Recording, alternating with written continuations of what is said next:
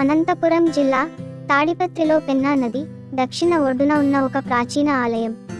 త్రేతాయుగంలో సాక్షాత్తు ఆ శ్రీరామచంద్రుడి చేత ప్రతిష్ఠింపబడినది కావడంతో ఇక్కడ కొలువై ఉన్న స్వామివారిని రామలింగేశ్వరునిగా పూజిస్తారు.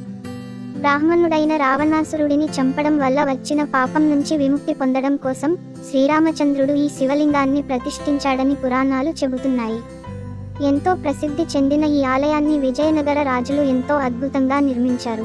రామాచారి అని శిల్పకారుడు దాదాపు 650 మంది శిల్పులతో కొన్ని సంవత్సరాల పాటు ఈ ఆలయాన్ని నిర్మించారని అక్కడి శాసనాలు చెబుతున్నాయి.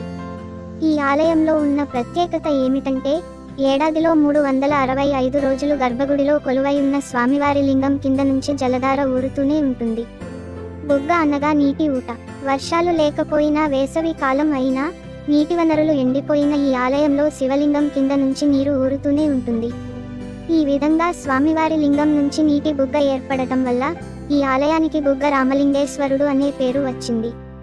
భక్తులు గర్భగుడిలోని ఆ పరమేశ్వరుడిని దర్శించినప్పుడు ఎంతటి భక్తి పారవస్యానికి లోనవుతారో ఆలయ గోడల మీదున్న శిల్పాలకు అంతే మంత్రముగ్ధులవుతారు. ఈ ఆలయం శివలింగం ఒక ప్రత్యేక ఆకారంలో ఉంది. బుగ్గ రామలింగేశ్వర పుణ్యక్షేత్రం.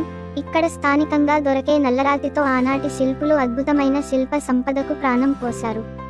కొంత ఖుజురహో శైలిని, మరికొంత హంపి శిల్పకళను చూడవచ్చు.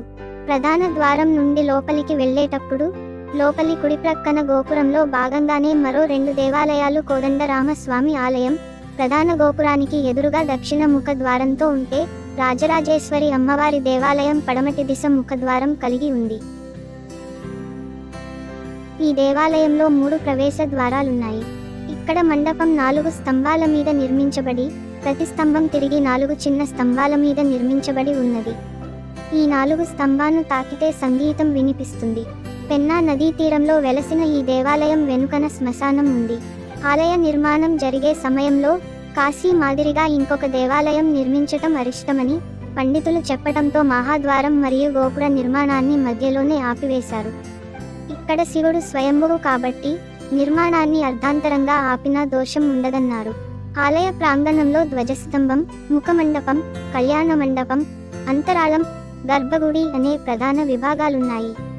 ఇదే ఆవరణలో కుడివైపున వీరభద్ర చండీ ఆలయాలు, కళ్యాణ మండపం, రామాలయం, పార్వతీదేవి ఆలయాలున్నాయి. మండపాలపై రాతి పుష్పాలు, ఆలయ కుడ్యాలపై విజయనగర పాలకుల రాజముద్రిక అయిన వరాహం, సూర్యచంద్రులు, కత్తి కనిపిస్తాయి. కుడ్యాలపై నాట్యకారిణల నృత్యభంగిమలు కనువిందు చేస్తాయి.